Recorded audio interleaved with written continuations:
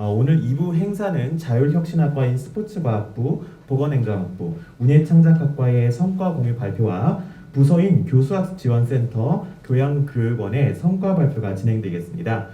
다음 순서인 국민의례는 생략하도록 하겠습니다. 다음은 김황용 대학 혁신지원사업단장님의 개회사가 있겠습니다. 반갑고 또 고맙기도 하고 또 죄송하기도 하고 그렇습니다. 사실 학과장님들하고 자율혁신학과에 참여하는 학과들이 애쓴 만큼 교수님들도 뭔가 좀 덕이 되고 이래야 되는데 교수님들이 진짜 고생하시거든요. 학생들은 좀 덕 볼 거예요. 근데 이제 교수님들이 너무 힘들고 애쓰시고 이제 그런 데다가 또 교수님들 입장에서는 좀 학교 시스템이 좀 그게 원활하게 잘 좀 이렇게 서포트하는 방향으로 빨리빨리 이렇게 좀 개선이 됐으면 좋겠는데 이런 바람들도 틀림없이 있을 것 같아요. 예. 그래서 이제 고맙기도 하고 죄송하기도 하고 그렇습니다. 그리고 먼저 애써주신 학과 또 학과장님들 또 부서의 선생님들께 정말 감사하다는 말씀 드리고요. 이 혁신 사업이 없었다면 아마 지금 더 추웠을 거예요. 아마 그것은 교수님들이나 직원 선생님들이 다 인정하시리라고 생각됩니다. 우리 혁신 사업의 부단장님이나 또 참여 교수님들, 선생님들도 정말 많이 애쓰셨고요. 이 자리를 빌어서 그냥 제가 인사 말씀만 하고 들어가면 좋겠지만 저는 기회는 찬스다고 생각해서 너무 상황이 안 좋고 또 우리가 이제 어떻게 가야 될 건가 정말 상황이 정말 안 좋거든요. 너무 안 좋아서 이렇게 상황이 안 좋고 엄중한 상황에서는 구성원들이 정말 한 뜻으로 한 마음까지는 아니라 하더라도 한 뜻으로 우리가 나가는 것이 너무 중요하기 때문에 뭐 사람이 구성원인 그 조직의 한 뜻이 되는 방법은 딱 하나입니다. 의사소통이거든요. 근데 아시다시피 뭐 코로나 상황이 이렇게까지 길어지면서 뭐 마음 놓고 식사 한번 제대로 못하고 소통하는 그런 기회 자체가 원천적으로 봉쇄되다 보니까 좀 성가시더라도 이런 기회에 제가 이제 같이 나누고 싶은 얘기들을 좀 반복해서 나눌 겁니다. 그래서 비슷한 얘기, 뭐 똑같은 얘기, 저것이 했던 얘기 또 하고 또 한다 이렇게 생각하지 마시고 저는 중요한 얘기일수록 심플하게 큰 목소리를 얘기해야 된다고 믿는 사람입니다. 그래서 우리가 구성원이 한 뜻으로 나갈 수 있는 길이라면 뭐 잠깐의 좀 성가심도 우리가 좀 견뎌야 되지 않을까 싶습니다. 지금 상황이 아까 말씀드렸던 것처럼 생각보다는 굉장히 심각합니다. 우리가 지금까지 경험해 봤지 못했던 일들이 벌어질 거라고 예전에 여러 차례 말씀드렸습니다만 지금이 딱 그 이제 시작 시점입니다. 그래서 작년 올해 정도는 그래도 양호한 수준이었다고 생각하는 그러한 시간이 내년, 그 후내년 한 4년, 5년 정도에 아마 지금까지 전혀 경험해 보지 못했던 그런 상황을 아마 우리 모두가 경험하게 되리라고 생각합니다. 이 엄중한 상황을 우리는 그럼 어떻게 해야 될 것인가? 이게 학교의 고민이기도 하고 우리 모두의 이제 고민인데요. 제가 이제 애를 셋 낳았습니다. 물론 제가 낳은 것은 아니고 제 아내가 이제 열심히 이제 낳았습니다만은 옛날인데도 저는 애 3명 놓는 것을 다 옆에서 지켜봤어요. 한 녀석은 수술에 났는데 수술실에 바로 옆에 앉아서 다 봤어요. 선생님이 제가 기절할까봐 저 신경 쓰랴 수술하시랴 그 장면이 아직 눈에 선하네요. 그 녀석이 첫째고, 둘째가 이제 그냥 이제 낳았는데 굉장히 그것도 어렵게 낳습니다. 뭐 저는 모든 산모들이 진통을 한 하루쯤은 보통 하는 줄 알았더니 안 그런 분도 많더만요. 셋째도 임신 당뇨라서 거의 뭐 죽음 직전까지 갔다가 이제 너뚱이를 낳아서 지금 3명을 지켜보는데요. 제가 왜 이 말씀을 드리냐면 3명 다 다른 상황에서 이제 아기가 태어났는데요. 그러면서 저는 좋은 병원에 대한 기준이 상당히 정립이 됐습니다. 여러분은 좋은 병원 그러면 어떤 병원을 좋은 병원이라고 생각하셔요? 저는요, 응급 상황을 얼마나 잘 대처하냐가 좋은 병원의 기준이 돼야 된다고 봅니다. 보통 때는 다 똑같아요. 다 똑같은데 응급 상황이 벌어졌을 때 다 다르더만요. 특히 하루쯤 진통을 하다가 이제 수술하는 응급 상황이 됐을 때 그 아주 작은 시간인데 제 기억에는 한 5-6명의 의사들이 그냥 팀으로 쫙 그냥 방에 들어오시더만요. 어쨌든 응급 상황을 얼마나 잘 대처하는가 하는 것들이 상당히 저에게는 감명 깊었어요. 근데 지금 우리의 학교 상황이 그렇습니다. 이 상황을 우리가 어떻게 잘 갈 것인가. 한마디로 요약하면 결론으로 말씀드리면요, 지금은 용뺄 재주가 없습니다. 결론은 이겁니다. 버텨야 됩니다. 지금은 다른 어떤 방법도 우리가 쓸 수 있는 방법이 거의 없습니다. 왜 쓸 수 있는 방법이 없냐 하면요, 지금 상황은 우리가 어떻게 한다고 해서 바꿀 수 있는 상황이 아니에요. 상황은 정말 냉정하게 들여다봐야 됩니다. 제가 오전에도 잠깐 언급했었던 이탈리아 사상가 중에 안토니오 그람시라는 사람이 있어요. 그때 상황이 참 어지러웠던 상황이었으리라고 저는 생각합니다. 그람시가 살았던 시대가 1900년대 초반이었거든요. 얼마나 어지러웠습니까? 특히 서구, 물론 이제 동양 쪽도 마찬가지였습니다만은. 이 양반이 한 말 중에, 저는 개인적으로 뭐 그 사람을 뭐 좋아하고 이러지는 않는데, 그 사람이 한 말 중에 이런 말이 있더라고요. 이성적으로는 낙관적으로 바라보고,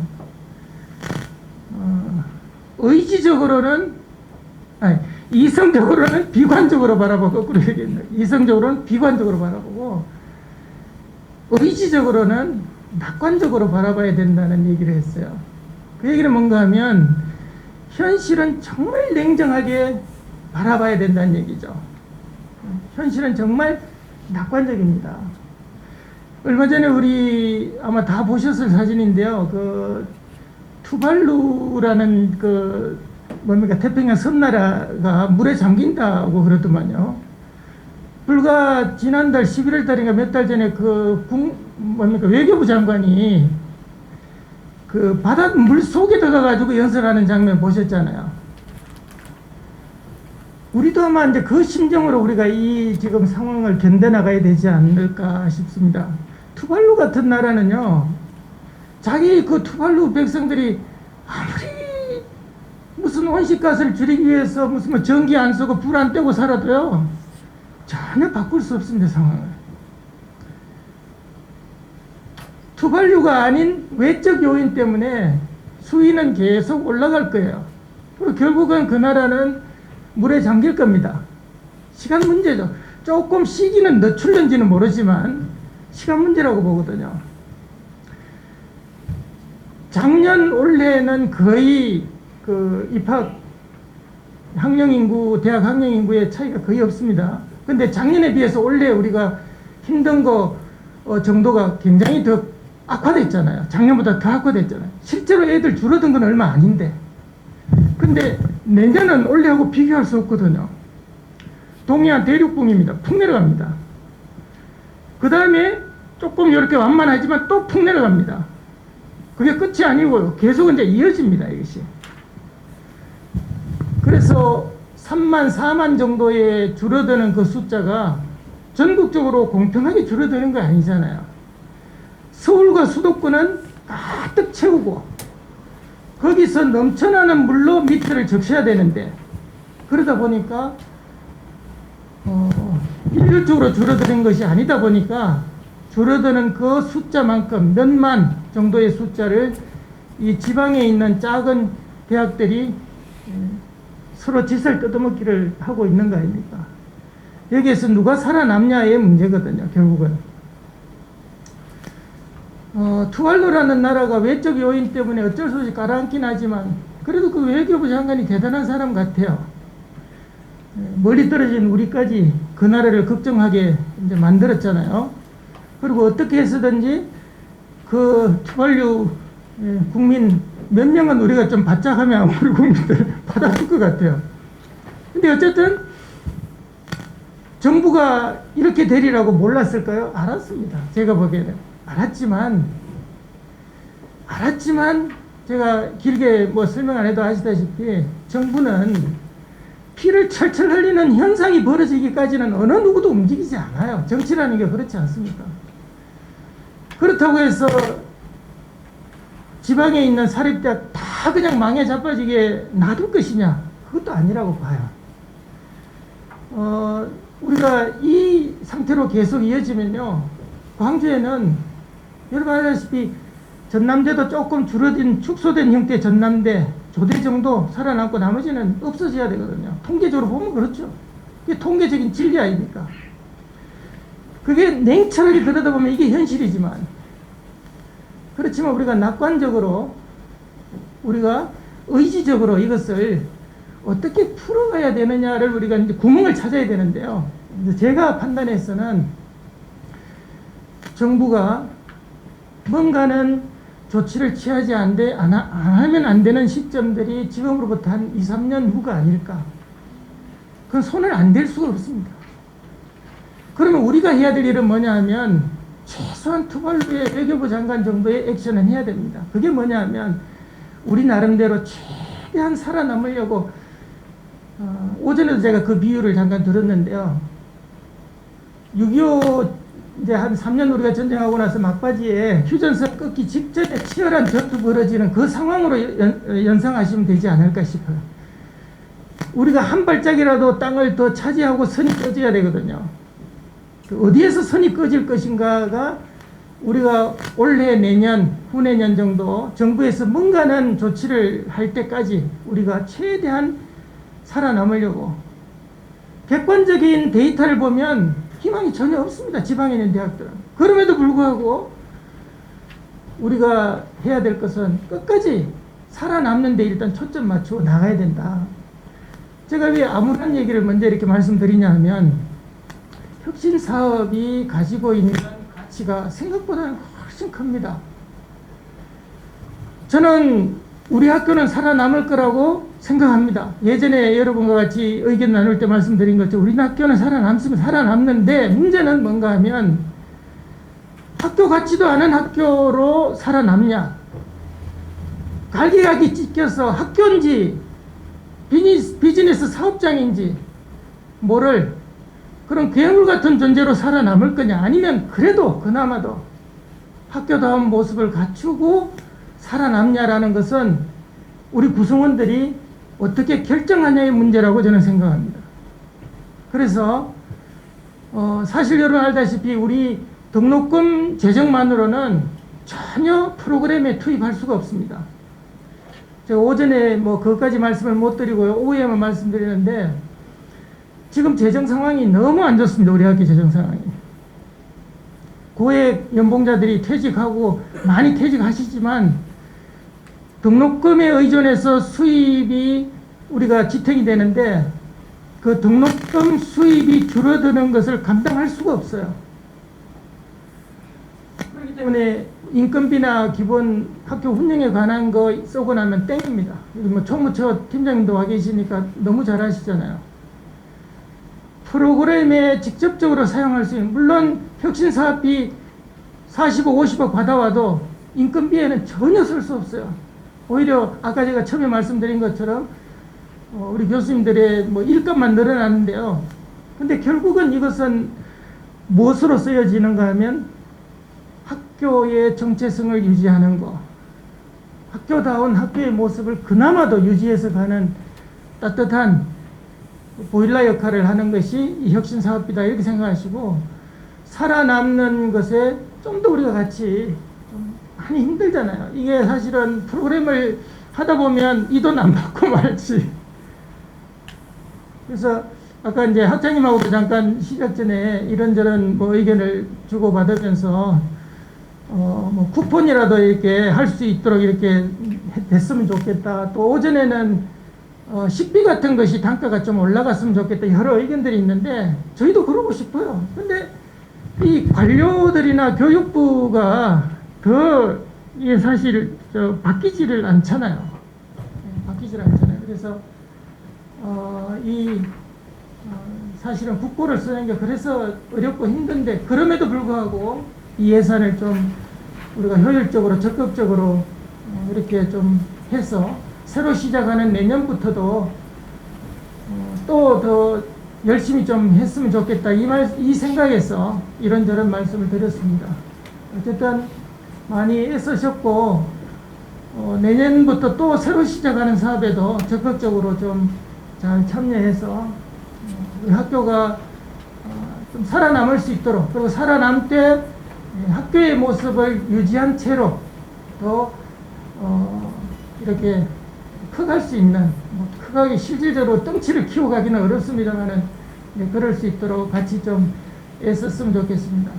본부는 본부대로, 또 혁신사업단은 혁신사업단대로 더 열심히 잘하려고 애를 쓰겠습니다. 고맙습니다. 다음 순서는 자율혁신학과 사업성과 공유 발표입니다. 먼저 스포츠과학부 안재창 교수님 모시고 사업 공유 함께 하도록 하겠습니다. 네, 안녕하십니까. 2021학년도 대학혁신지원사업 자율혁신학과 스포츠과학부 사업수행 결과 보고를 맡은 스포츠과학부 안재찬이라고 합니다. 반갑습니다. 목차는 다음과 같습니다. 스포츠과학부의 교육 목표 및 인재상을 말씀드리겠습니다. 교육 목표는 4차 스포츠 산업, 즉 현장을 선도하는 전문인을 양성하는 것을 목표로 하고 있습니다. 학과의 인재상은 실무 중심의 스텝형 인재상을 표상하고 있습니다. 스텝형 인재상은 사이언스 투게더 엑스퍼트 포시빌리티라고 해서 교육, 인성, 자격, 도전을 의미하고 있으며 각각 융복합, 공동체, 지식정보 활용, 그리고 창의적 혁신 역량을 나타내고 있습니다. 스포츠과학부의 특성화 추진 체계도입니다. 스포츠과학부는 1, 2학년을 설계 계획, 그리고 3, 4학년을 구체화, 전문화하는 성취 단계로 설정을 했습니다. 1, 2학년은 기초지식 및 전공지식 배양을 위한 기초학문을 교육하고, 따라서 교양, 그리고 전공, 필수 학점을 이수하게 되어 있습니다. 에서 다시 각 전공 전문 능력을 향상을 통한 특성화 교육을 진행하며 운동과학, 축구 전공으로 나뉘며 각각 전공심화 64학점을 교육하게 됩니다. 비교과 과정으로는 실무 능력을 배양하기 위해서 현장 견학, 그리고 현장 실습, 전문가 초청 특강, 그리고 컴퓨터 활용 능력을 교육하고 있으며 자격증 취득을 위한 취업 연계를 위한 각종 자격증 취득 교육 과정을 운영하고 있습니다. 또한 학생들의 인성교육을 위해서 GU 스포츠 봉사단을 발족하여 현재 운영하고 있습니다. 다음은 자율혁신학과에 대해서 추진 현황을 말씀드리도록 하겠습니다. 2021학년도 자율혁신학과에 선정되어 총 3천만 원의 사업비로 2021년 5월부터 그리고 현재까지 아직까지 진행 중에 있습니다. 사업비 예산을 요약해드리면 환경 예산에 600만 원을 소요하였고, 그리고 기자재 구입에 600만 원, 그리고 교육 프로그램 운영에 1,700만 원, 그리고 산업체 MOU에 100만 원을 책정하였습니다. 그리고 현재까지 집행률은 90%의 집행률을 나타내고 있습니다. 세부 현황입니다. 2021년 5월달을 시작으로 강의실 환경 개선부터 시작하였습니다. 호신관 1305호가 스포츠과학부 전용 강의실인데요. 전자교턱과 칠판이 너무 노후돼가지고 그것을 교체하였습니다. 그리고 스포츠과학부에는 GU 스포츠 크루라고 해서 라이딩 크루, 그리고 런닝 크루, 그리고 마운틴 크루가 있는데요. 자전거를 타고 그리고 런닝을 하고 또 등산을 하는 그런 모임이 있습니다. 그래서 그 GU 라이딩 크루를 하기 위해서 스포츠 과학부 야외 스포츠 활동 체험을 위해서 자전거 및 안전용품을 15대 분을 구매하였습니다. 왼쪽 위에 보시는 게 그 자전거와 용품 구매 사진이고요. 이 자전거를 구매해서 현재 광주 전남 일대에 나주 그리고 담양 이렇게 라이딩을 갔다 왔고, 방학 중에는 10명의 학생 그리고 3명의 교수님들과 임장 지도 교수님과 함께 제주도를 가서 일주일 동안 제주도 종주를 하고 온 경험이 있습니다. 그리고 6월 달에는 전공 관련 자격증 취득 프로그램을 운영하였는데요. SUP 보트 국제 지도사 1급 자격증을 거제도 해양 레포츠 센터에서 참여 인원 33명이 전원 취득하게 되었습니다. SUP 보트라는 것은 서핑보드 위에서 페달, 즉 롤을 저어서 앞으로 나가는 그런 스포츠인데요. 현재 굉장히 서핑과 함께 굉장히 수요가 많은 스포츠라서 그 지도자 자격증을 취득하였습니다. 그리고 6월 달에는 1학기 마지막에는 수업활동 지원비로서 골프 수업 학생들에 대해서 실습비를 지원했는데요. 뒤에 빛고울 CC에 가서 학생들이 직접적으로 골프 라운딩을 즐기고, 그리고 현장에서의 어떻게 게임이 진행되고, 그리고 골프장 산업에 대해서 체험하는 그런 수업이 내용이 되었습니다. 그리고 12월 4일에는 공모전을 참가하여서 한국체육체육회에서 열린 전국 스포츠윤리 UCC 공모전에서 은상과 장려상을 두 팀이 참가하여서 입상을 하였습니다.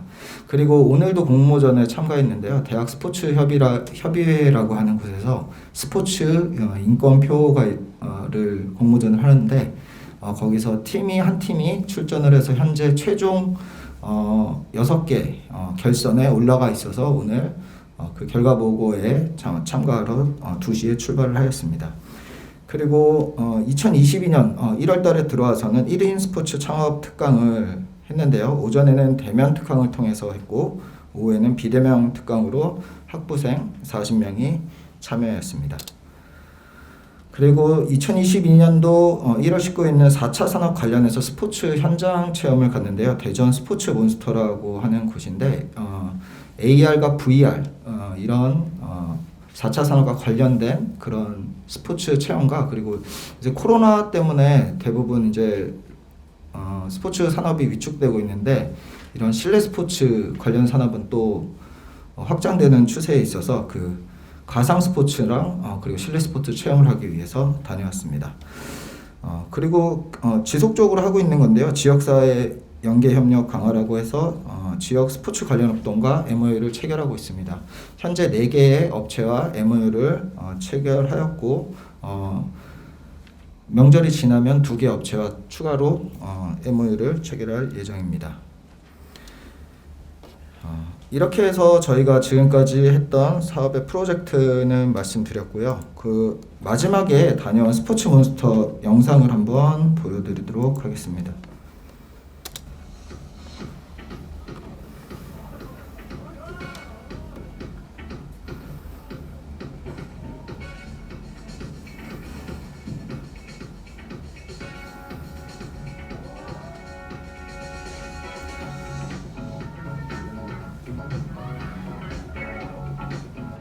보시는 바와 같이 실내에서 가상 스포츠를 체험할 수 있는 그런 프로그램들이 굉장히 많았고요. 그것들을 통해서 4차 산업과 그리고 발전 가능성을, 스포츠의 발전 가능성을 확인할 수 있는 계기가 되었습니다.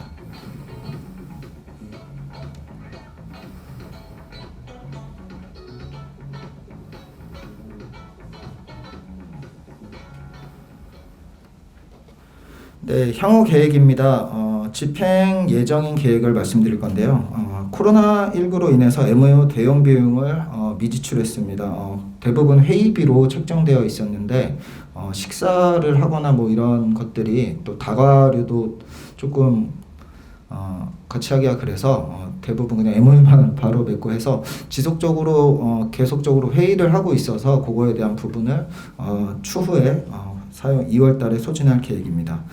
그리고 GU 스포츠 크루에 대해서 현장 이제 그 비용을 300만 원 크루별로 3개의 크루에서 100만 원씩 예상을 했는데 의외로 자전거를 구입하고 나서는 들어가는 금액이 없더라고요. 그래서 식사도 하고 뭐 이렇게 아이들이랑 이제 먼 곳을 갔으면 혹은 산에 갔다 왔으면 조금 간식이나 뭐 이런 것들 준비하려고 하는데 그것도 또 코로나 때문에 단체 취식이 안 된다고 해서 그런 비용을 좀 지출을 못 해가지고요. 그 비용은 런닝 크루나 마운틴 크루에 필요한 그런 물품으로 대체할 예정입니다. 이렇게 하면은 해당 예산은 2월 내에 모두 소진이 가능하고 그렇다면 잔액 조금 일부를 제외하고는 지원받은 3천만 원에 대해서는 전부 사용할 수 있을 것 같습니다. 자, 이것으로 스포츠과학부 발표를 마치겠습니다. 감사합니다. 네, 다음 순서는 보건행정학부 윤현재 교수님께서 사업성과 공유 발표를 해주도록 하겠습니다. 네, 보건행정학부 학부장을 맡고 있는 윤현재입니다. 보건행정학부 자율혁신학과 특성화학 지원 프로그램 성과 공유에 발표를 하겠습니다. 저희가 그 지원을 받아서 실행한 사업들의 목차입니다. 제일 먼저 이제 국가 자격증이 있습니다. 그래서 저희 학부에서 제일 저희가 이제 국가 면허로 받는 것이 이제 보건의료 정보관리사라는 면허를 취득하는 게 제일 목표인데 그거와 관련된 국가 자격증들이 있고요.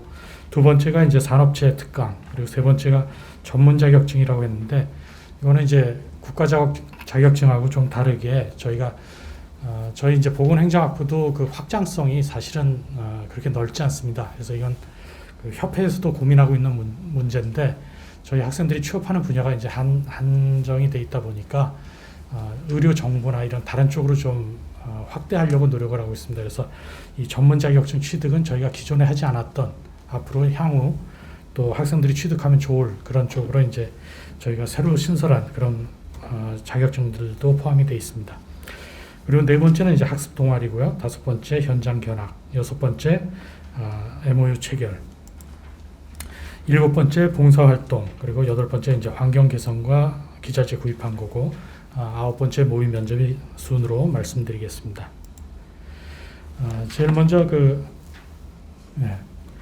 첫 번째 국가 자격증 시험 대비 특강입니다. 여기서 이제 앞서 말씀드린 것처럼 보건의료 정보관리사, 이게 이제 이전에 의무기록사였습니다. 이건 국가 면허입니다. 저희 학부에서만 취득할 수 있는 그런 면허 시험이라서 이 특강을 준비했습니다. 저희는 이제 이 사업을 진행하면서 우리 학부 교수님들이 굉장히 적극적으로 참여를 해주셔서 그 한 사업마다 이렇게 그 담당을 하셨습니다. 그래서 주관하는 교수님들이 계시고 굉장히 적극적으로 잘 해주셔서 상당히 상대적으로 편하게 사업이 진행이 됐습니다. 그래서 이거는 이제 이혜승 교수님이 주관을 하셨고요. 4학년들 코로나19인데도 불구하고 우리 4학년 학생들이 한 50명 정도가 계속 나와서 특강에 참여를 했습니다. 그래서 그 특강 강사분들은 이제 외부에서 오신 분, 원광보건대학교 김태성 교수님 비롯해서 이제 외부에서 오시고 또 내부에 우리 교수님들이 참여하셔서 이렇게 진행을 했습니다. 그래서 이 결과가 나왔는데 저희가 이번에 취득률이 64%, 53명 중에서 34명이 이제 취득을 해서 64% 취득을 했습니다. 전국 평균은 40%입니다. 그래서 저희가 이제 예년에 비해서는 좀 그래도 이제 전국 평균보다는 높지만 좀 떨어진 이 취득률인데 아무래도 학생들이 이 출석을 하지 못하다 보니까 적극적으로 관리하지 못한 부분이 있습니다.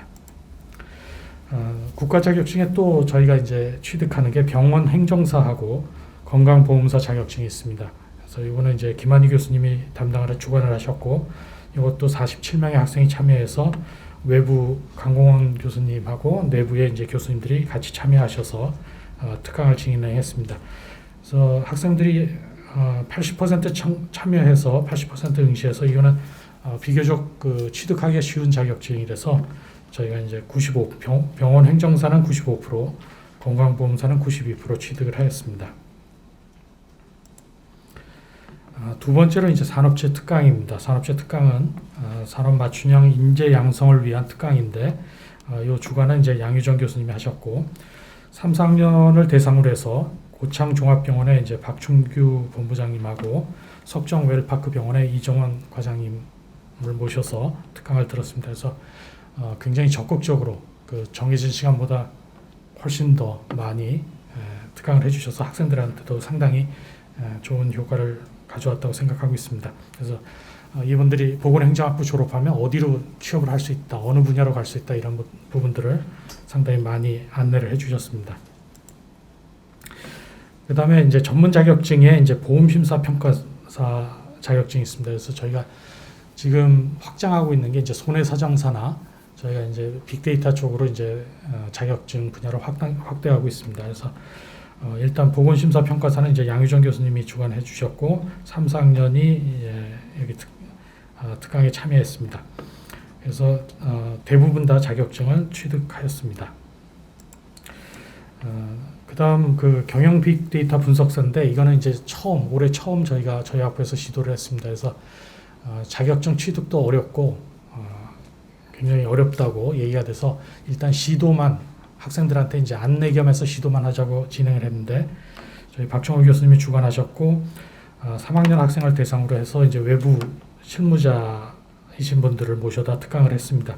그래서 이제 특강은 많이 참여했는데 저희는 사실 기대는 안 했습니다. 자격증 취득 기대는 안 했는데 그래도 2명이 취득을 해서 처음으로 이제 자격증 취득을 했습니다. 그 다음에 이제 학습 동아리에서 사제 동행 동아리입니다. 이 별하라고 동아리명입니다. 그래서 김한희 교수님이 주관을 하셨고 이 학생들 데리고 이제 그 7명을 데리고 이렇게 동아리 활동을 하셔서 그 학생들에게 그 동기를 유발하고 그리고 그 친밀감을 교수와 학생 간 친밀감을 향상시키는 노력을 하셨습니다. 그래서 여기는 이제 보통 평균보다 높은 7명 중에서 6명이 이제 우리 보건의료정보관리사 시험에 합격했고 만족도 조사에서 5점 만점에 4.9점으로 상당히 만족도가 높게 나왔습니다. 그래서 저희가 더 많은 동아리를 만드는 것을 지금 계획하고 있습니다. 5번째로 현장 견학입니다. 의료기관 현장 견학을 위해서 고창종합병원에 현장 견학을 갔습니다. 그래서 그 병원에 가서 한 40명이 참여를 했습니다. 그래서 병원을 방문하고 또 여기서도 협조를 굉장히 잘해 주셔서 병원 전체를 투어를 하고 그 각각 그 업무 같은 것도 학생들한테 잘 소개를 해 주셨습니다.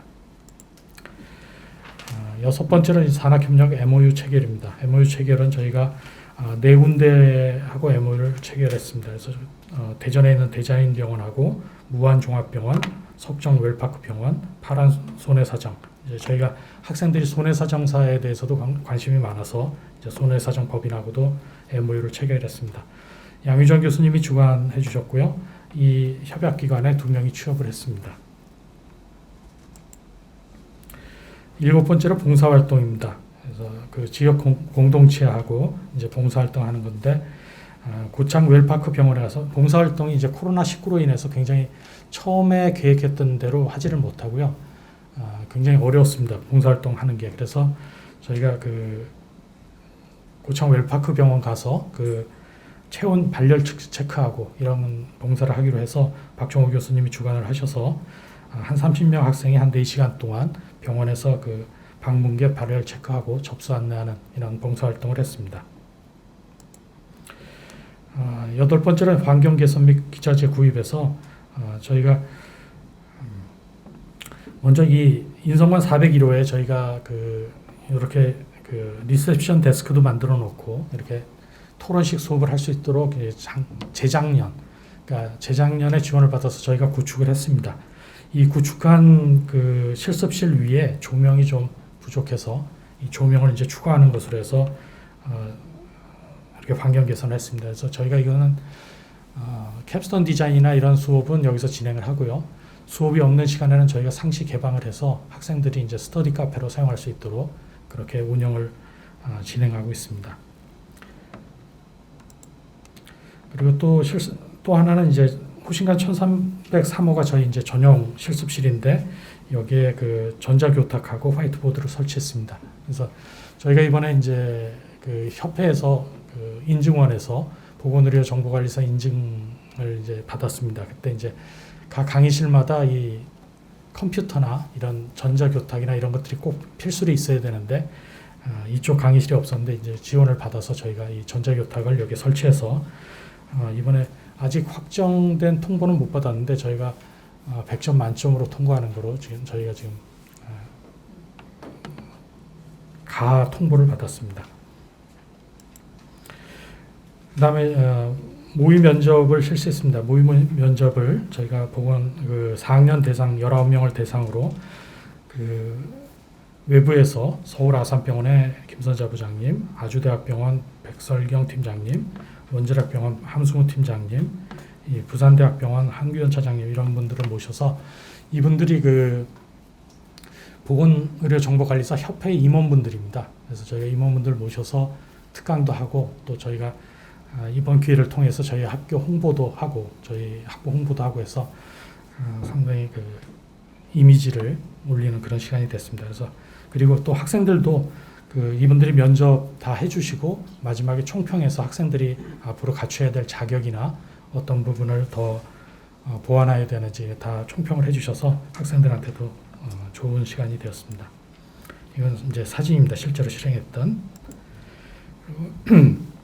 끝으로 요약을 해드리면 특강을 3건을 실시했고요. 자격증을 2건, 자격증 특강도 이제 2건을 실시했습니다. 그리고 동아리 1건, 현장 견학 1건, 그리고 MOU 4건을 체결했고요.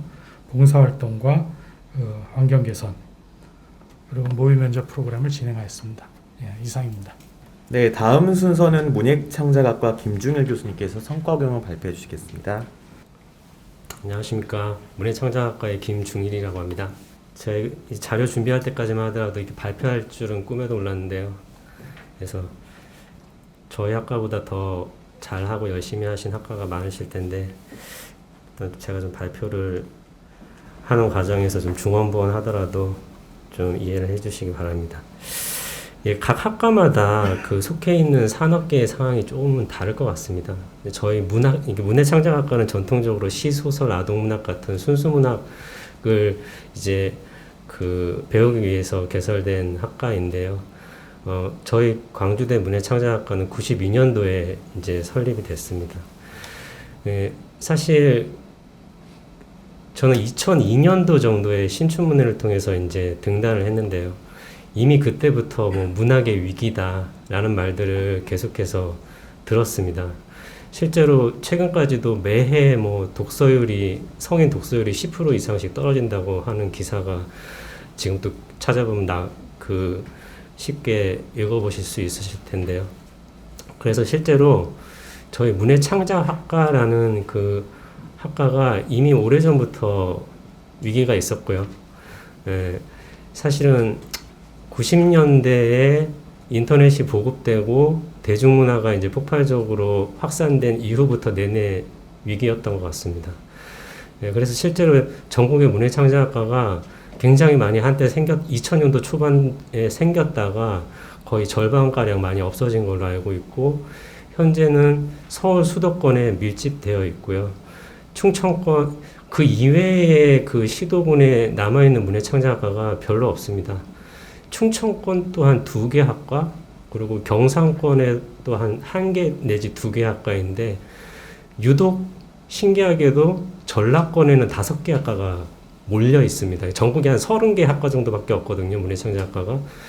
실제로 바로 옆에 조선대가 있고요, 우석대가 있고, 저희 광주대 있고, 순천대학교가 있고, 원광대학교가 있고 그렇습니다. 아직 안 없어지고 잘 운영이 되고 있는데요. 물론 제가 알기로는 조선대학교 정도만 빼놓고는 다 쉽지는 않은 것 같습니다. 순천대조차도. 예. 저희 광주대학교 같은 경우에는 신입생 모집을 해보면, 상담을 해보면 원광대학교나 우석대학교보다는 다소 선호도가 높은 편인데, 솔직히 말씀드리면 조선대학교나 순천대학교보다는 선호도가 높지 못하고요. 그래서 저희 학과는 이 사업이 운영되기 이전부터 이런 문제의식을 가지고 있었고, 그래서 실제로 내부적으로는 예산이 없어서 구체화하지는 못했지만, 그래서 지금 그걸 구체화했다고 지금 이 보고를 하려고 하는 겁니다. 그 이전부터 계획이 있었는데, 그렇다면 최근 아까 독서율에 대해서 좀 설명을 드렸는데 세대별로 독서율이 10% 가까이 계속 떨어지고 있는데 이상하게 떨어지지 않는 세대가 있는데 20대가 떨어지지 않는다고 합니다. 왜 그런가 하니까 요 20대에는 웹소설을 그렇게 읽는다고 합니다. 웹소설을. 그래서 그러면 저희 학과가 전통적으로 시소설, 아동문학 같은 순수문학을 가르쳤던 학과지만 지금 이러한 상황이 이러하니 우리가 조금 더 선제적으로 어떻게 학과를 특성화할 수 있을까라는 고민 끝에 웹소설 교과목을 이미 수년 전부터 조금씩 확대해 가고 있었고요. 네, 상대적으로 뭐 희곡이나 이런 수요가 좀 적은 교과목을 이렇게 좀 교체하는 과정을 실행했습니다. 몇 년 전부터요. 그래서 저희 학과는 다행히 이번 연도까 내년은 또 어떨지 모르겠지만 이번 연도까지는 신입생 충원을 얼추 한 편인데요. 실제로 상담을 해보면 신입생의 절반이 저기 서울, 강원도 다 전라권 이외에서 옵니다. 그러니까 광주, 전라권 학생은 남북도를 합쳐도 절반 정도밖에 안 됩니다. 그래서 만약에 저희 교수님끼리 모여서 이제 얘기할 때 이게 웹소설적으로 특성화하지 않았다면 조금 아찔하다. 예, 이런 얘기를 주로 했었는데요. 실제로 그 외부 저기 서울에서 멀리 오는 학생, 강원도에서 오는 학생은 실제로 웹소설 배우고 싶어서 오는 학생입니다. 그래서 저희 학과는 그렇게 이 과밀화되어 있는 그 전라권 문해창작학과 중에서 조선대 정도를 제외하면은 그래도 거의 100% 충원하고 있는 학과로 아직까지는 유지하고 있는데요. 여기서 이제 멈추는 게 아니라 지금은 웹소설이지만 이 글 쓴다는 어떤 장르의 특성상 앞으로 또 어떤 트렌드가 바뀔지 모릅니다. 이미 웹소설이 있기 이전에는 영화가 한참 활성화됐을 때는 영화 시나리오 쓰고 싶어서 뭐 문해창작학과 오는 학생, 그럼 뭐 다릅니다. 뭐 광고 카피라이터가 되고 싶어서 뭐 오는 학생. 그래서 그때 이제 그 트렌드에 따라서 학생들 그 20대의 요구에 따라서 이제 좀 굉장히 신속하게 좀 변화하려고 하고 있고요. 실제로 지금 저희 얼마 전에도 전국 고교생 100일장 그러니까 웹소설 공모전 실행을 했었는데 네이버에 그 전국 문해창작학과 이렇게 검색만 딱 하면은 저희 광주대학교만 거의 뜰 겁니다. 내부적으로 저렇게 열심히 하고 있고요. 그렇게 해서 이제 신입생을 모집을 했는데 저희 학과 차원에서 이제 그 어떤 기대에 좀 부응을 해줘야 되는 상황이었는데요. 혁신학과로 선정되기 전까지는 사실 예산의 문제 때문에 정말 쉽지는 않았습니다. 그래서 그냥 약간 그 교과목이나 동아리 활동을 통해서 예산 지원 없이 이제 활동을 해왔었는데 다행히 이번 그 혁신학과 사업을 2년간 하면서 웹소설 관련된 프로그램을 실제로 좀 예산을 써가면서 할 수 있어서 그 기대를 가지고 저희 학과에 입학한 학생들에게 좋은 기회가 됐었던 것 같아서 뭐 기쁘게 생각합니다. 예, 좀 부연 설명이 좀 길었는데요. 그래서 그 웹소설 관련된 프로그램을 좀 많이 하다 보니까 좀 불가피하게 설명을 좀 드렸습니다. 예, 여기가 좀 제가 이렇게 보시면은 환경 개선하고 기자재 구입하는 것을 1,250만 원 정도 사용을 했고요. 그 이외에 프로그램 사업비로 한 1,750만 원 정도 사용을 했고 현재는 거의 100% 이제 사업을 완료를 했습니다. 그 첫 번째는 웹소설 교과목 그 교재 개발하는데 그 예산을 지금 사용을 했습니다. 여기 사업 의도에 보시면 그 문해창작 현장의 수요에 선제적으로 이제 대처하고 학생 선호도가 높은 산업 현장에 요구되는 교과목 개발을 통해서 신입생 충원 및 졸업생의 취업률의 상승을 기대한다. 예, 이런 또 사업 의도를 가지고 저희 학과 교수님, 강사님께서 이제 교과목 개발을 해주셨고요. 예, 이제 강연 프로그램인데요. 저희 학과가 이제 원래부터 이제 조금 전통적으로 해왔던 인문 주간이라는 프로그램이 있습니다. 어찌됐건 웹소설을 쓰던 뭐 카피라이터가 되던 시나리오 작가가 되던 저희 학과 교수님들이 생각하는 것은 기본적으로 인문적인 소양이 전제되어야지 그런 것도 잘 응용해서 잘 할 수 있다, 이런 생각을 좀 가지고 있고요. 그래서 이제 인문 예술 분야의 석학들을 초청해서 학생들에게 강연을 제공하는 프로그램 진행을 했습니다.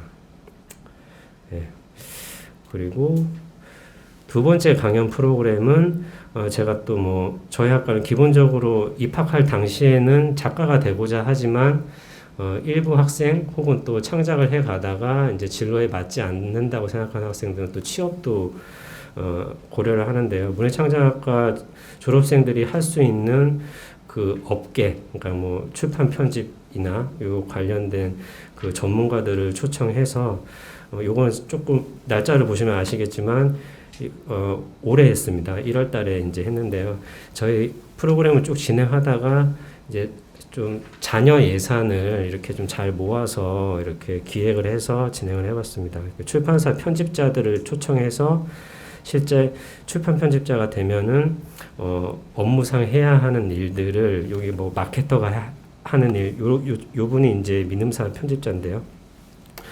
요런 이제 출판 직업학교라는 프로그램으로 이제 좀 실용적인 특강을 진행을 해봤습니다. 여기 보시면은 저희 또 웹소설을 좋아하는 학생들 중에서 꼭 작가가 되지 않더라도 웹소설 관련된 출판사나 플랫폼에 취직해하고 싶은 친구들도 꽤 있어서요. 이렇게 관계자를 또 모시고 현장의 목소리를 들어봤고요. 여기 또 보시면은 1인 출판사, 그리고 또 유튜버 또 그리고 또 방송사 구성 작가, 이렇게 다양하게 또 구성을 해서 학생들에게 이제 줌을 통해서 제공을 했습니다.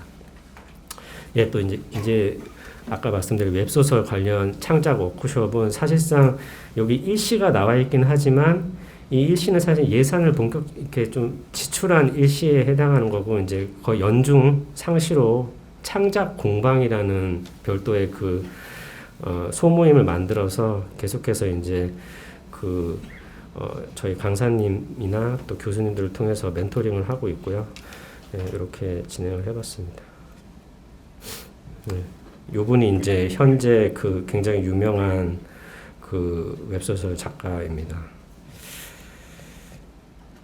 그리고 실제로 그런 어떤 창작 공방이라는 웹소설 관련 프로그램을 운영을 하면서 이제 올해 작년이죠. 그러니까 그 성과가 좋았습니다. 그래서 여기에 노벨피아, 카카오페이지는 특히 이제 웹소설을 연재하고자 하는 친구들에게는 굉장히 하고 싶어하는 플랫폼인데요. 거기에 이제 실제로 유료 연재를, 여기 무료 연재가 있고 유료 연재가 있습니다. 그러니까 유료 연재는 이제 그야말로 소득이 발생하는 건데, 요 마소연 학생 같은 경우에는 한 1년 전까지만 해도 저랑 같이 막 시 써서 신춘문예 투고했던 학생인데, 나름대로 그런 순수문학의 소양이 있어서인지는 모르겠지만 저는 그렇게 믿고 싶은데 1년 만에 굉장히 성과가 좋았어요. 실제 유료연재 들어가서 웬만한 1년 연봉 정도도 금방 또 이렇게 소득이 생겼다고 하더라고요. 그런 것들이, 그런 사례가 학생들에게 좀 좋은 동기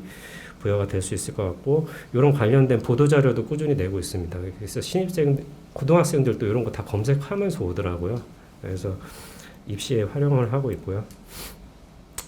그리고 동아리 활동인데요. 저희 학과는 전통적으로 뭐 시 동아리, 소설 동아리, 아동문학 동아리 이렇게 있는데요.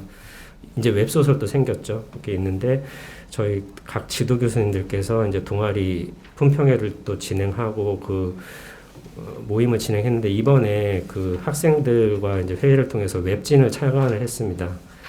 크롬으로 들어가야지 열리더라고요. 그래서 저희 학과에 보시면 이제 웹진으로 들어갈 수 있는데, 이 웹진을 통해서 이 동아리 활동을 통해서 생산되어진 작품들을 이렇게 게재를 하고, 그리고 아까 전에 앞서서 이제 외부에서 특강원 강사님들 이런 어떤 자료 같은 것들도 이제 올리고 뭐 아카이빙하고 그렇게 활용하기 위해서 저희 학과 웹진을 창간을 했습니다. 작년에.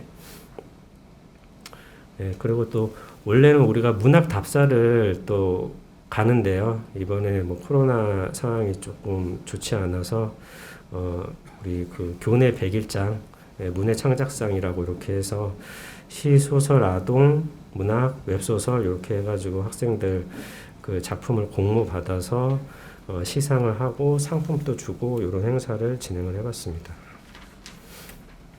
예, 관악 협력 프로그램인데요.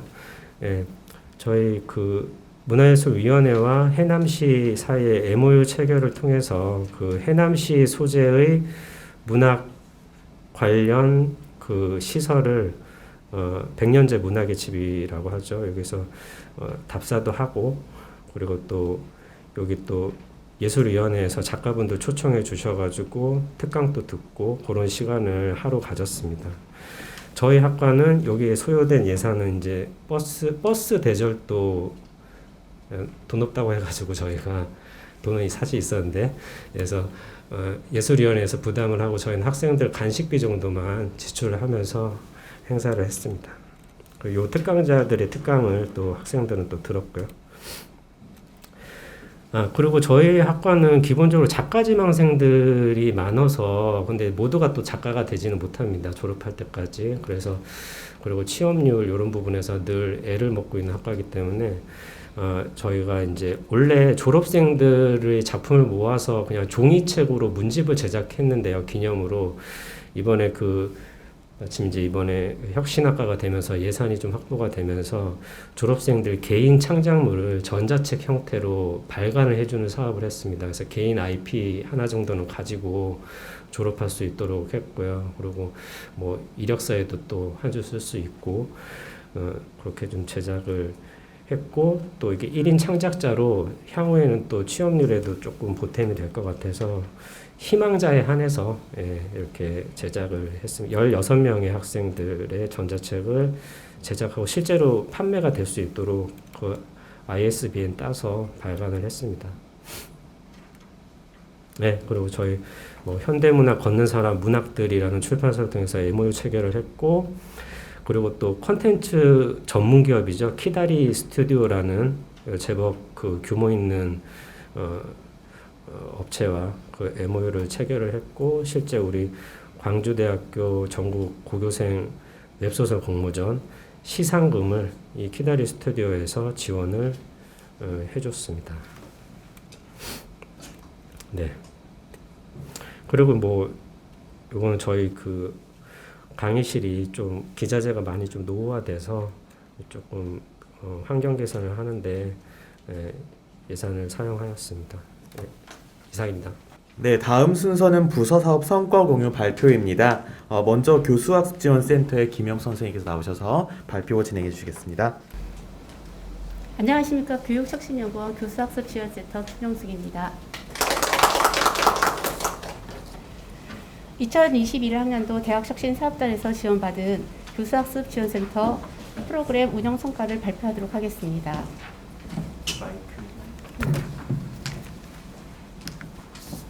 첫 번째로 교수학습지원센터 소개, 두 번째로는 교수지원 프로그램 운영 실적, 세 번째로는 학습지원 프로그램 운영 실적, 네 번째로는 활용 및 개선 계획에 대해서 발표하도록 하겠습니다. 교수학습지원센터는 교수지원과 학습지원으로 나누어 운영하고 있습니다. 교수지원 운영체계입니다. 슈퍼 프로페셔널, 학생의 그릿을 키워주는 최고의 교수라는 교수지원 목표를 두고 단계별로 맞춤형 프로그램을 지원하고 있습니다. 서포트, 업그레이드, 퍼포먼스, 엔게이지먼트, 리플레이션 단계별로 맞춤형 프로그램 지원을 통해 교수 역량을 고루 갖출 수 있도록 지원을 돕고 있습니다. 학습지원 운영 체계입니다.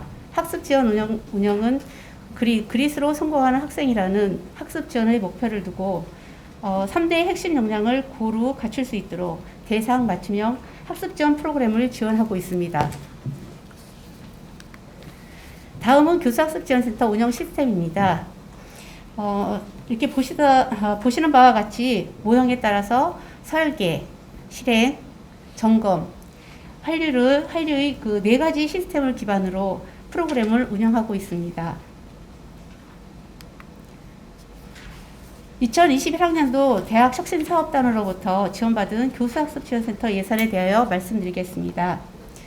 교수학습지원센터는 교수 지원 부분의 교수 역량 강화 프로그램 지원,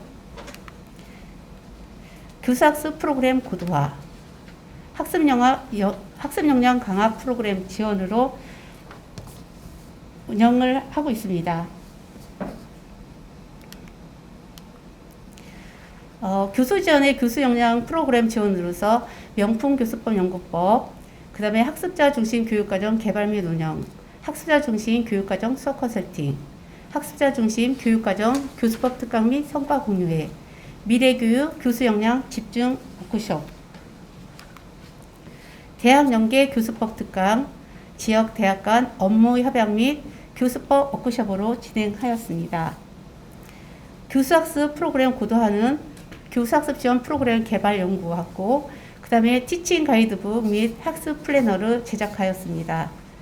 그 다음에 교수학습 프로그램 지원을 위한 기자재를 구입하였습니다.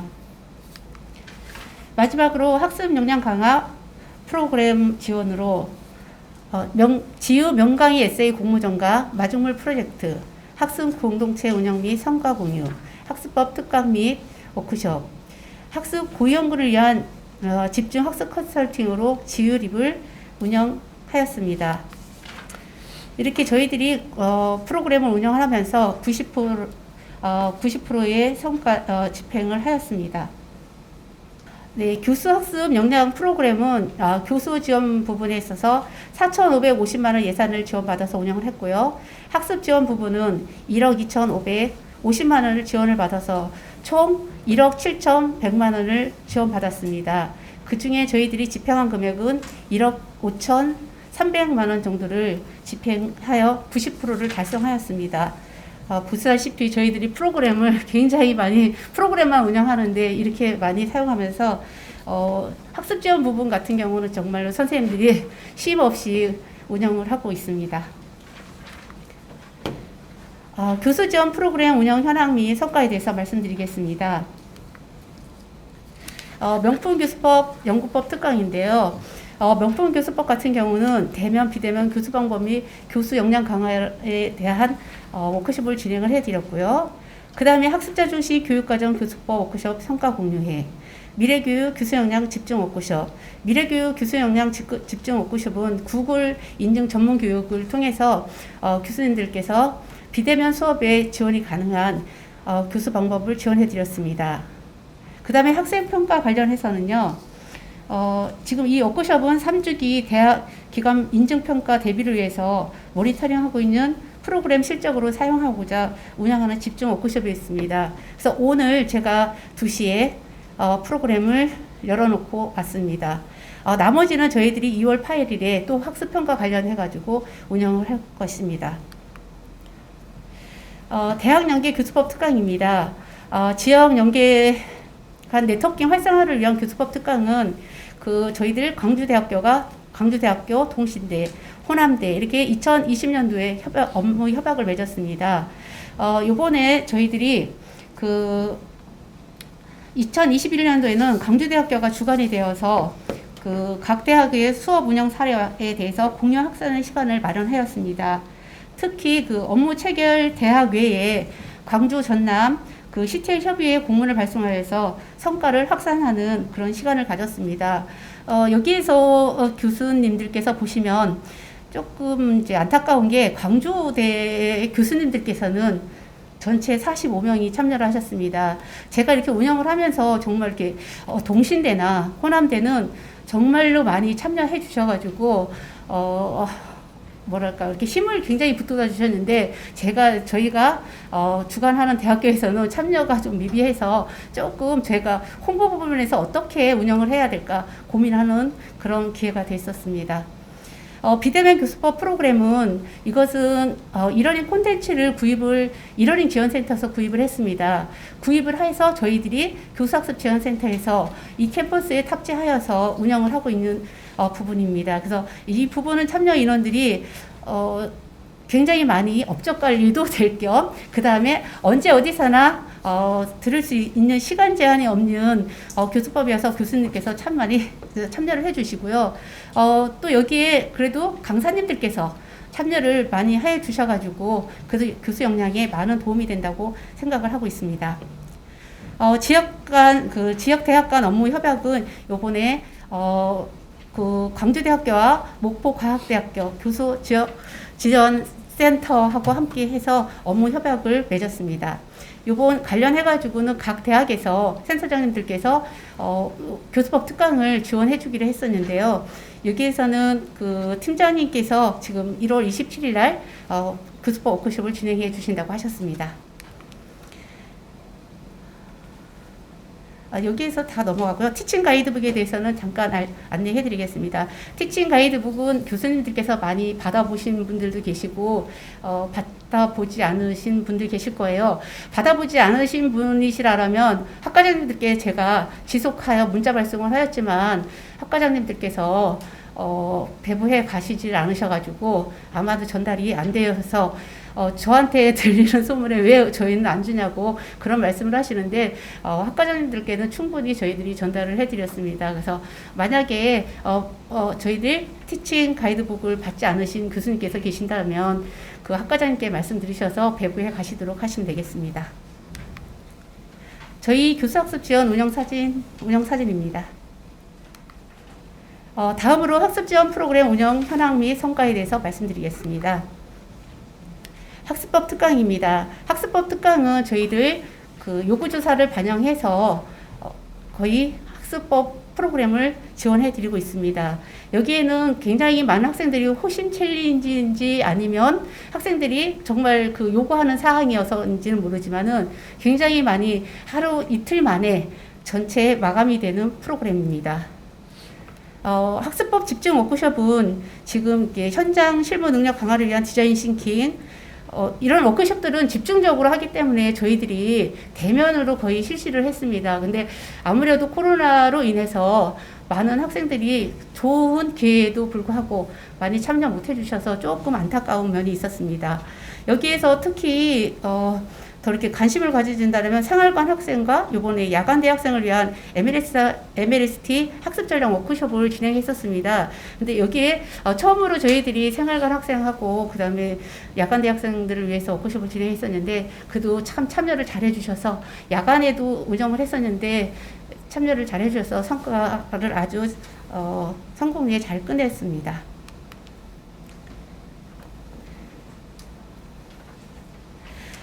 여기서 지유 명강의 에세이 공모전에 대해서 말씀드리겠습니다. 지유 명강의 에세이는 저희들이 에세이집을 발간을 하고 있습니다. 그래서 저희 도서관에 비치를 하고 있고요. 그 다음에 저희들 홈페이지, 대학 홈페이지나 저희 교수학습 연구원의 그 홈페이지 등을 이용해서 학생들이 발간한 자료를 탑재하여 함께 공유하고 성과를 공유하는 그런 것들을 하고 있습니다. 학습으론 공동체 운영 성과 공유회를 보시면 정말로 많이 우리 학습 지원 담당 선생님들이 고생을 하고 있다는 것이 보이실 겁니다. 이렇게 많이 지속해서 저희들이 프로그램을 운영을 하면 성과 공유회도 하고 그 다음에 경진대회도 하고 그렇게 진행을 하고 있습니다.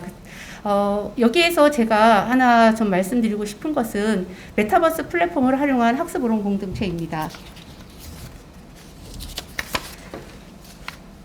메타버스 플랫폼을 활용한 학습으론 공동체는 성과 공유에서 이렇게 메타버스 플랫폼이 이프렌드하고 교수학습지원센터 유튜브 채널을 동시에 활용하여서 그 활동 사례 발표하고 경진대회를 실시하여 광주대학교 최초로 메타버스 플랫폼을 실시하였다고 보시면 될 것 같습니다. 그래서 학생들이나 저희들도 새롭고 굉장히 좋은 그런 그 경험을 했었던 시간이었었던 것 같습니다. 학생들도 굉장히 참여를 잘 해가지고 끝까지 수료식 그 다음에 시상식까지 다 연결해가지고 끝까지 남아서 잘 이용을 했습니다.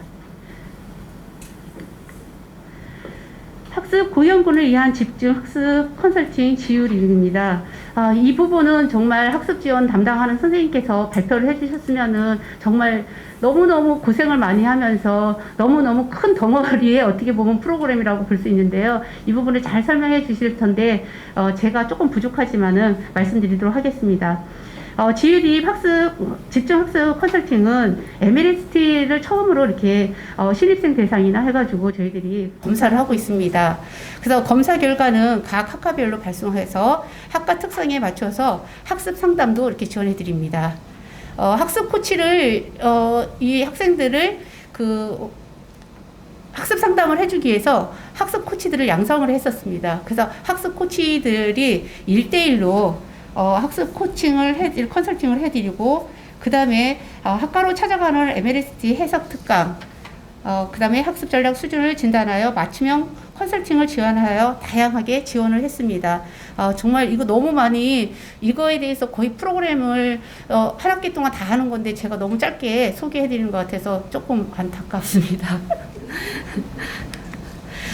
교수님들께서 정말 이렇게 학과로 찾아가는 아까 같이 컨설팅 같은 경우는 좀 많이 참여해 주셔서 우리 선생님들이 힘을 북돋을 수 있도록 도와주시면 너무 감사할 것 같습니다.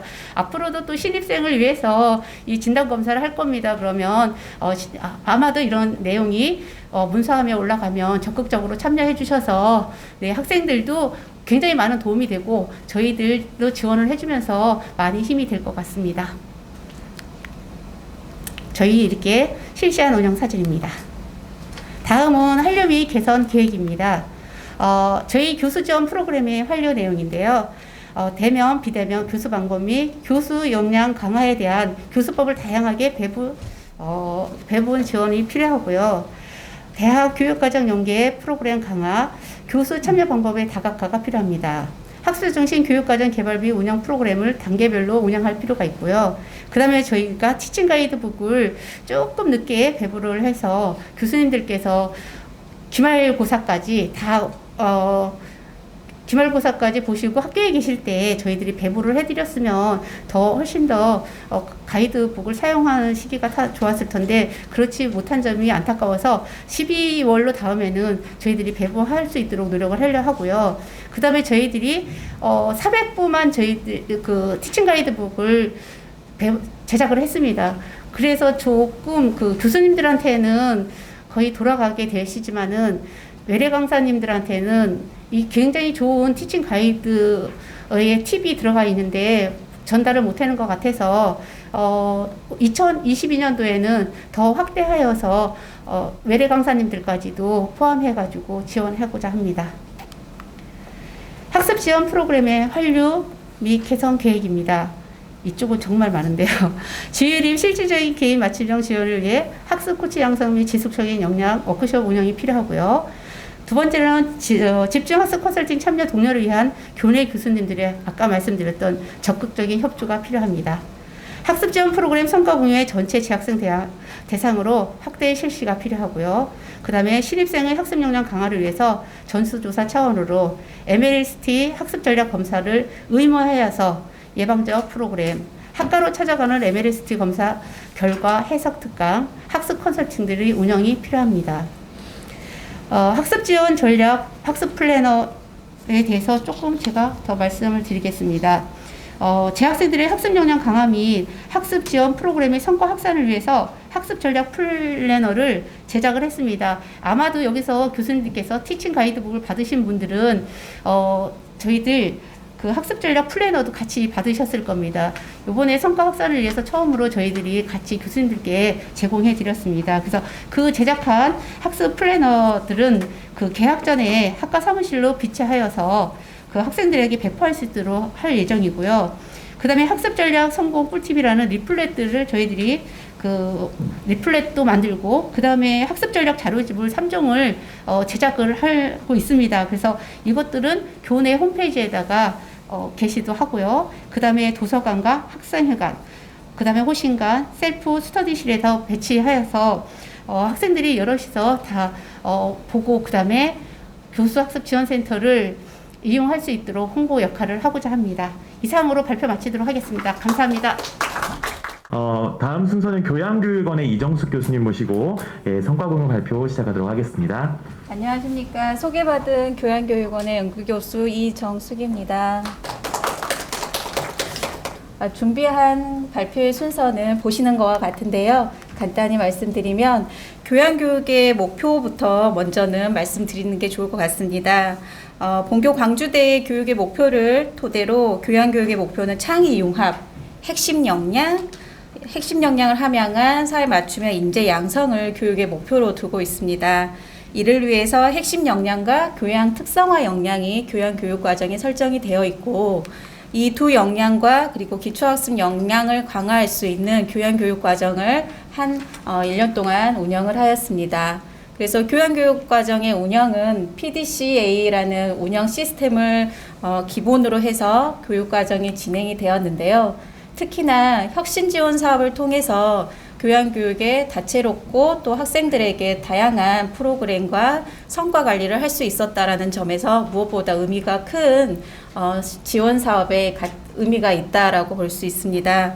특히 혁신 지원 사업에서는 학생 지원, 교수 지원, 교과목 개발, 성과 관리 4개 영역을 나누어서 저희가 진행을 하였고요. 구체적인 운영 현황에 있어서는 주요한 내용만 중점으로 말씀드리겠습니다. 먼저 학생 지원 운영 현황입니다. 교양 특성화 역량, 핵심 역량 함양을 위해서 학생들에게 지원한 프로그램들의 주요 내용인데요.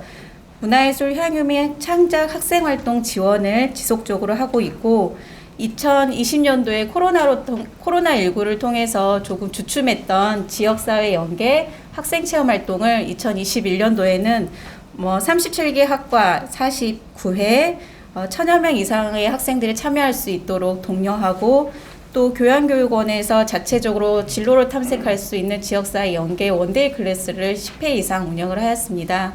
그래서 학과에 계신 교수님들께서 모두 힘을 넣어주셔서 가능했던 프로그램이었다라고 이 자리 빌어서 감사 말씀드리고 싶습니다.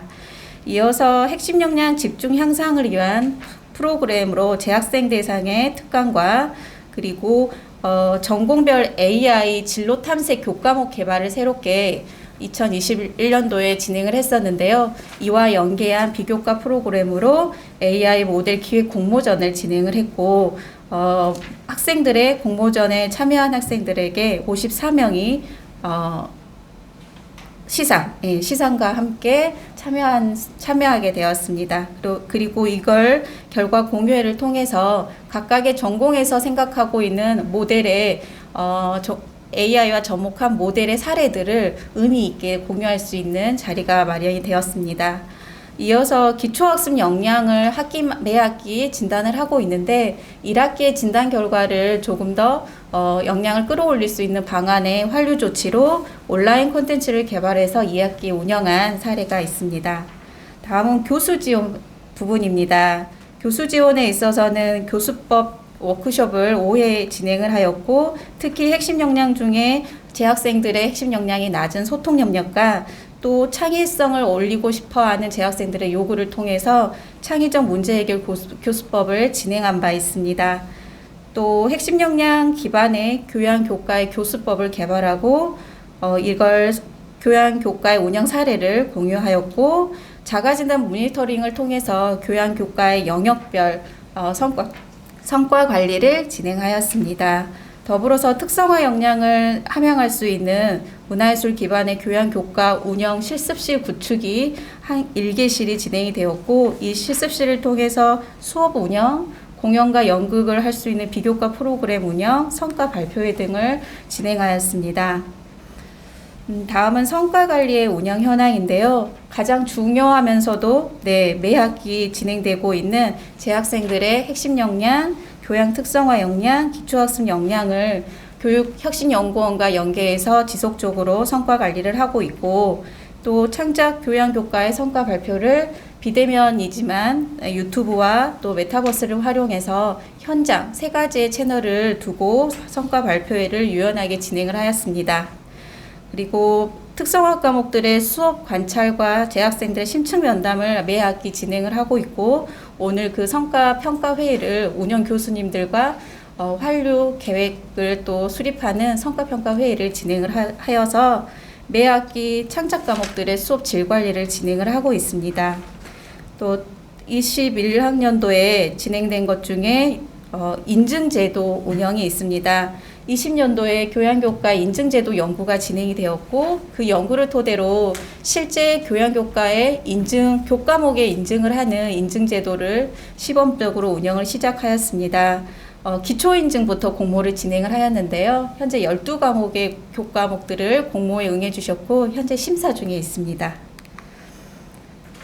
2021년도에 교양교과에서 중점을 두었던 부분이 이제 가장 큰 부분은 3차년도에 접어들면서 그동안의 성과나 결과들을 직접해서 지역사회나 또 주변에 그 성과를 확대하고 공유하는 성과관리 부분에 중점을 두었습니다. 그래서 작년과 더불어서 학술 심포지엄 개최를 내일 예정되어 있고 또 더불어서 지역 대학과 연계한 교양교육의 학술 포럼을 호남대 주관으로 시작되어서 공동 주관으로 어제 진행이 되었습니다. 그래서 부단장님과 교무처장님 또 학교에서 함께 참여해 주셔서 큰 힘이 되었는데요. 이 자리를 빌어서 교양교과가 지역의 대학과 함께 MOU를 체결하고 또 교양교과의 교류를 할 수 있는 채널을 또 마련할 수 있는 자리가 되었습니다. 더불어서 교양교과의 성과라고 한다면 교양 특성화 과목의 성과와 그리고 4차 산업혁명에 대표되는 AI를 접목한 진로 탐색을 전 학과에 운영할 수 있도록 시도를 했다라는 두 가지의 성과를 현장에서 공유할 수 있었고요. 특히나 교양 특성화 문화예술을 기반한 교육과정에 대한 공감대와 또 호기심 또 실제적인 운영을 어떻게 하는지에 대한 질문들이 많이 있었다라는 점에서 저희 대학이 특성화로 그래도 잘 또 지역사회와 함께 공감을 얻고 있구나 또한 자부심을 얻을 수 있었습니다. 네, 가장 기본이면서도 중요한 핵심 역량 관리는 보시는 결과는 1학기의 결과입니다. 현재 2학기 분석 중에 있는데요. 비대면 상황에서도 핵심 역량 향상을 위해서 저희 교양교과 교수님들께서 애써주고 계시고 또 부분적인 요인에 낮은 점수를 보이는 부분들은 어떻게 향상할 수 있을지에 대한 부분을 지속적으로 활류 계획을 세워가고 있습니다.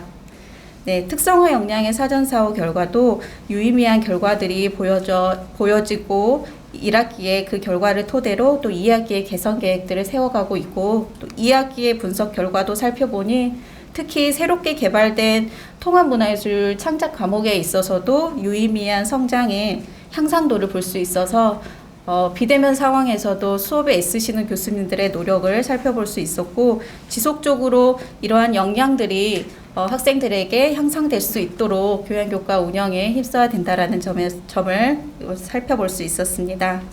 다음은 계획 대비 성과 부분인데요. 이 부분은 자료를 참조해 주시면 좋을 것 같습니다. 앞서 중요한 부분을 말씀드려서 넘어가도록 하고 다음은 주요 성과와 과제입니다. 이렇게 1년 동안에 교양교과에서 지원하고 성과 관리를 진행했던 부분에 있어서 1년을 되돌아보면 어떠한 부분들이 좀 의미가 있었는가를 살펴보아서 6가지로 정리해 보았습니다. 먼저는 교과목 개발에 있어서 AI와 진로 탐색뿐만 아니라 재학생들의 실제적인 수요 조사를 통해서 4차 산업혁명 시대에 필요로 한 교과목의 요구를 파악을 했고 그래서 도출되었던 심리학에 대한 교과목의 요구와 그리고 융복학 과목에 대한 요구가 있어서 개발하고 또 운영했던 실적이 있습니다. 또한 재학생의 기초학습 역량, 핵심 역량, 특성화 역량을 지속적으로 관리 또 향상도 관리를 진행을 하고 있습니다. 그리고 4차 산업 연계에서 실제적으로 무엇을 하였냐라는 질문에 대답할 수 있는 부분으로 AI를 접목한 교양의 기초 과목을 전 학과에서 운영할 수 있도록 시범적으로 개발하고 운영 지원했던 부분이 또 주요한 성과로 살펴볼 수 있을 것 같고 전공과 비교과를 연계한 교양교육과정의 지원과 성과를 확산할 수 있는 방안들을 지속적으로 지원하고 또 성과 관리를 해왔다라는 점에 성과를 살펴볼 수 있겠습니다. 그리고 그 비대면 수업 기간 중에서도 특히 전년도에 비해 학생들의 활동들을 지속적으로 지원할 수 있는 체험활동과 유기적인 활동들을 지원하는 프로그램들을 운영했다라는 점에서 지역사회의 확산과 공유 그리고 학생들의 스킨십을 늘릴 수 있도록 했다라는 점에 주요한 성과로 살펴볼 수 있겠고, 특히 인증제도 운영을 시범 운영하면서 교양교육과정의 성과 관리 체계를 한층 더 끌어올린 계기가 되지 않았나 생각합니다. 이러한 성과를 토대로 이후의 과제, 이제 내년 사업에 대한 고민도 지속적으로 하고 있는데요.